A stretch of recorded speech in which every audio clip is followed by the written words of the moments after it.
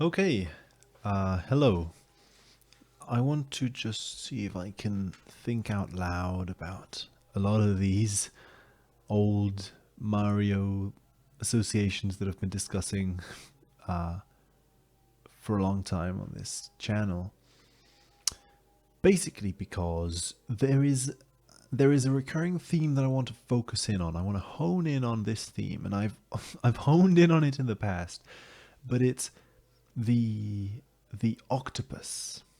Because recently I did a analysis video on Donkey Kong Country 3, and the theme of the octopus unexpectedly came up again in the form of the eight-pointed star of Venus and a bunch of other sort of associations of this nature. And the way it's appeared in all these video games is very similar. And it it just makes me question why this insistence on the symbol of the octopus. Why this insistence, let's say, from my own psyche, right? Why am I drawn to this specifically? So, okay. As usual, I guess I'll just start with the stuff that I've already been over. To sort of gather it all again. So, my first entry into the whole thing was through the turtle zone in Super Mario Land 2, because it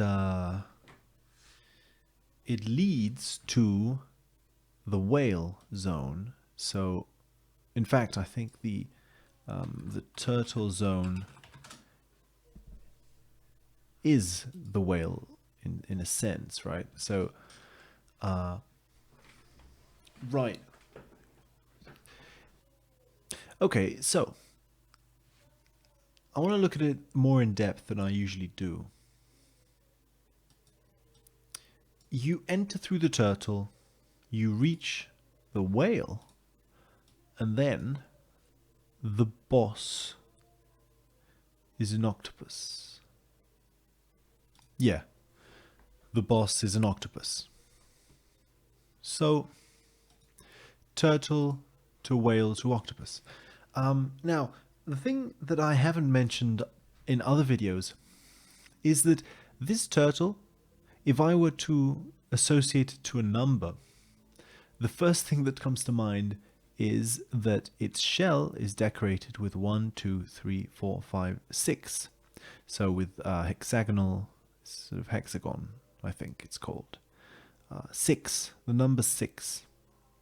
And then the octopus is obviously associated to the number 8. So there is a very sort of possible transition from 6 to 7 as the whale and to 8. 6, 7, 8. Now, at the moment, I don't know why the whale would be 7, other than it being simply an encounter with God. Or let's say the path before reaching eternity. So the octopus being in some way eternity, and this being the ordeal that is faced before finding God in the story of Jonah and the whale. It's interesting that the whale is haloed by 6 fish. 1, 2, 3, 4, 5, 6, which was the, possible number of the turtle here.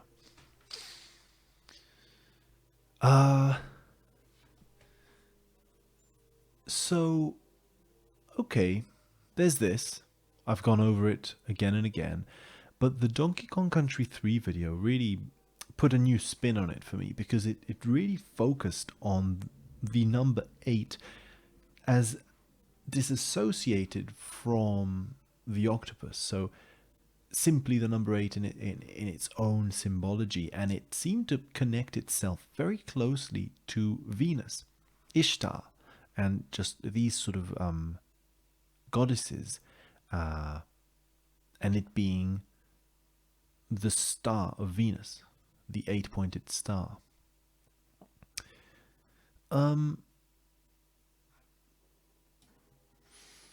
So then, in looking at the symbol of the number 8 and of the octopus and of the star of Venus, it seems to be associated with, like, the origin point from which material existence rises.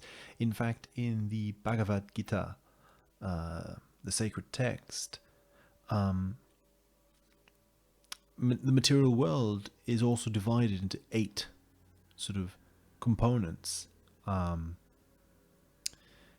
and the lotus flower on which the Buddha sits during enlightenment seems to be associated with the star of Venus too, with the 8. At least, let's say that Ishtar's flower, Ishtar's 8-pointed star, has the same spiritual associations than the lotus has. And in fact, I think I touched upon that in the Donkey Kong Country 3 video. So suddenly it starts to resonate with this idea of the void, right? So there's like, from the void, the material world springs forth. You sit down and, let's say, the void also represents timelessness, right? Time is in incarnation. Outside of time is in eternity. So the void is eternity. In this state of meditation, then, what opens up is your being in the present moment. Suddenly, you're no longer in the past and the future, but you're just in the present, and therefore you are more and more closer to the void from whence material existence springs. So that's very interesting, because it associates very nicely with the idea of the octopus. The octopus lives in the depths, right? So it's something very strange, very far away from us, from humanity. It almost lives in a completely different world from humanity. So as a symbol, it's very easy that it would associate and resonate with concepts of otherness, the other, the unconscious, the completely other. So the turtle is still on the surface, right? The turtle, I mean, in ancient astrology, I think the sign of Cancer, the crab was the turtle. So the turtle, the crab, and both represented the sun, the shell. So also, that's another sort of interesting decay, not decay, but sort of cadence of symbol, where you could say that this is number 6, number 7, and then number 8. But you also say that this is hard, the hard shell, then the whale is a softer shell, and then the octopus is completely invertebrate. It has no bones, so it's the softest of all. So symbolically, this could also mean a sort of descent in structure. Like, this is a solid material structure, right? The shell. In fact, in my analysis of Super Mario Land 2, I mentioned how almost every single zone in this game has to do with the sense of self as a home, right? Mario is a robotic shell. The turtle lives inside his shell. The tree, but it's also a home. It's decorated like a little home with a window and stuff. Wario has stolen Mario's identity by occupying his castle. So the building, and of course, obviously, the fable of the 3 little pigs, which appears as a boss in the Mario zone, the whole concept of buildings as symbols for self. So solid structures, right, in a sense, could be the material world as a solid material structure. But then, through descending down into the unconscious, You go down into the sleepy whale, down into this sort of confrontation, as in the myth of Jonah and the whale, this confrontation of being in this limbo state between the material world and contact with the divine, where you sort of you enter this sort of dark, unknown place, and then suddenly the completely other, the octopus, as a completely immaterial, soft, mutable, multi-faceted, right, multi-faced sort of, the many tentacles being like many different parts of one same being, etc., etc. So that seems to tie in very well with the idea of the octopus being the void, the complete nothingness from which somethingness springs. So, another thing I wanted to say about this, though, is that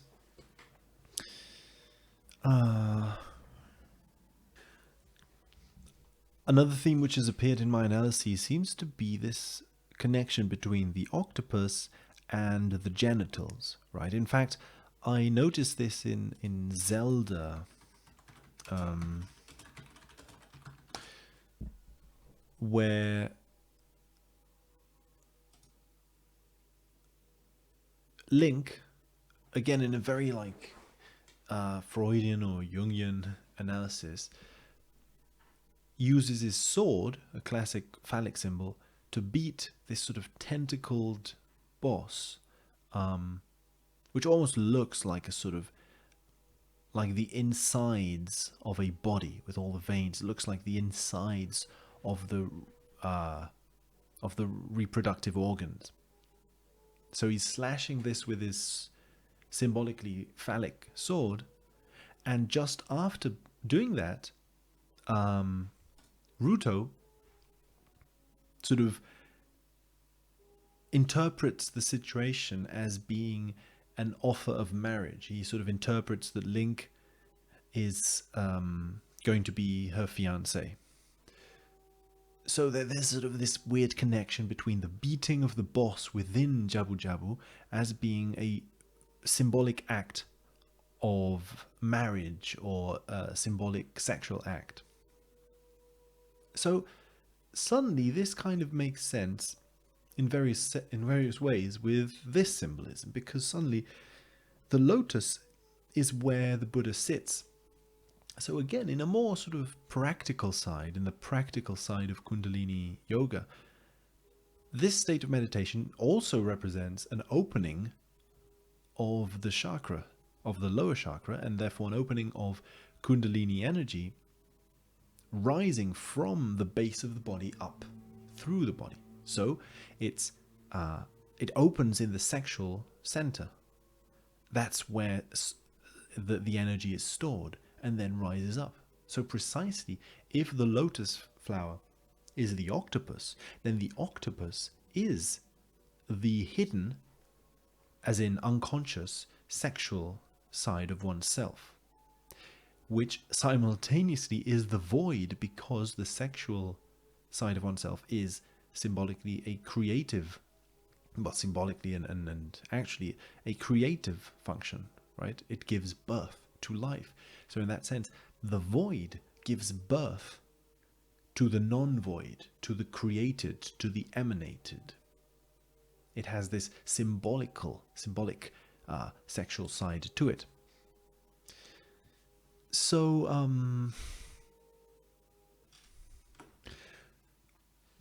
again, there's this sort of image I've used many times, which kind of illustrates this, right? And suddenly it adds another perspective to the whole issue, because the serpents are not merely symbolic. There is, let's say, they are a very accurate way of describing the feeling of Kundalini rising. uh, Kundalini and meditative energy does rise in a sort of zigzaggy, wavy, spirally way.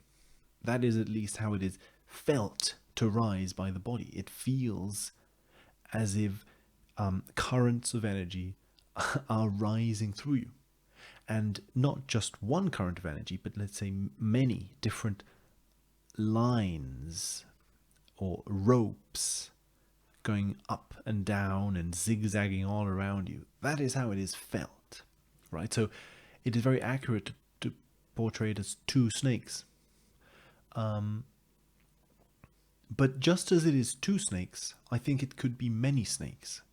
I think that there is something about it. I think two is used here more in a yin yang sort of way, right? Two is the beginning of multiplicity. I think there is a multiplicity of snakes rising from the base chakra up the body. So, what is the multiplicity of snakes? Well, it's a bunch of tentacles, essentially. I mean, if they are used to symbolize energy, then tentacles is just as accurate a symbol. So precisely, it could be that the octopus is a good representation of this same Kundalini energy, and therefore of Hermes, Mercury, and this sort of Holy Spirit thing, convey sort of as a messenger from the gods, from the void to the creation. The midway path between the void and the creation is accessed through Hermes. So let's look at octopuses in mythology. The interesting thing I've found here is that the Hawaiian creation myth relates that the present cosmos is only the last of a series of cosmos, having arisen in stages from the wreck of the previous universe. In this account, the octopus is the lone survivor of the previous alien universe. So, it's as if this taken, it could be taken literally, it could be taken in many ways, but taken symbolically at least, it's as if this world were, it's all, the world we know, but somehow it emerges, it has like its umbilical cord connected to another world, represented by the octopus. So represented as the void, the other, the thing that lives down in the depths of the ocean. In fact, in sacred Hawaiian texts, we have, again, a very familiar, almost Christian kind of situation where there is a...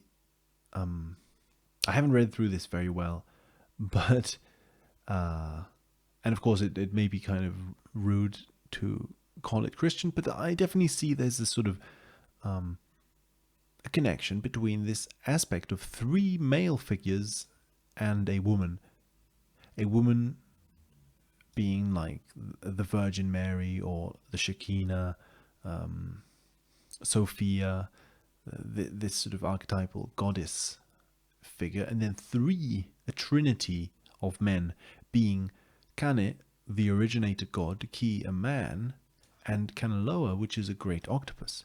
So if this were to be taken in a comparative religious kind of sense, to be an equivalent to the Trinity, then we have God, man, and the Holy Spirit being represented here, or its place being taken by a great octopus. In fact, in other things I've seen about octopuses in mythology, it seems to be connected with magic, with the unknown, with all these sort of things that Hermes is associated with. So I think it's very likely that the image of the octopus in the collective psyche is very much the same as the serpent. Another possible parallel can be drawn with the Buddhist wheel of life, used to explain the cycle of samsara, or the cycle of precisely material existence. Now, I don't know much about it, but from what I've read, it all originates from the pig. In fact, this great pig holding the wheel, I think, is in some way kind of a parallel of this one, because the pig holds the entire wheel. The pig being, and it's funny because it's decorated with these clownish skulls, and in Wario games, the image of the pig and the clown is very connected as being, let's say, our base instincts, our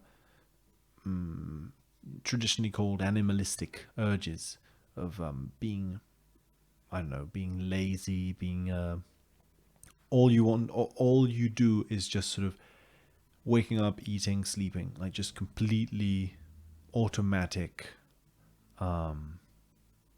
letting yourself be carried away by your base instincts kind of thing.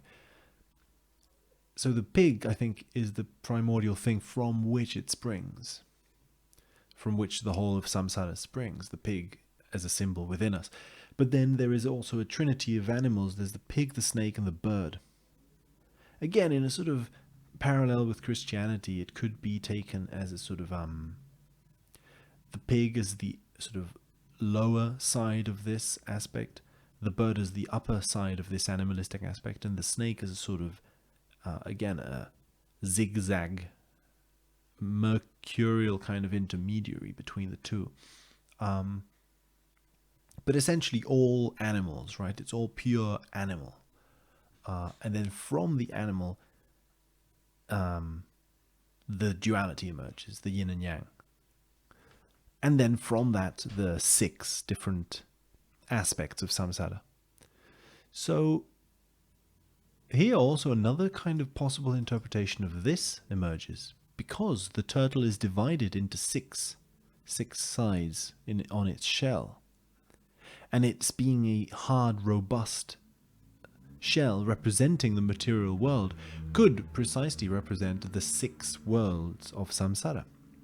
Then when you descend one layer down, you enter into the yin and the yang, which could be the octopus, this sort of, the whale, this halfway point between the material and the immaterial, the sort of limbo state of Jonah and the whale. And then the pure center of it, the pure darkness, the pure void, being the octopus.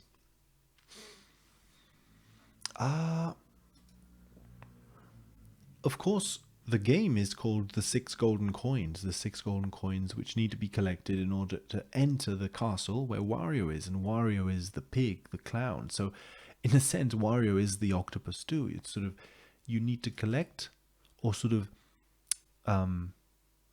beat the 6 worlds. You need to transcend the 6 worlds, the 6 golden coins, in order to enter the fortress where the darkness, where the repressed shadow is. Wario, right in the center of the mandala.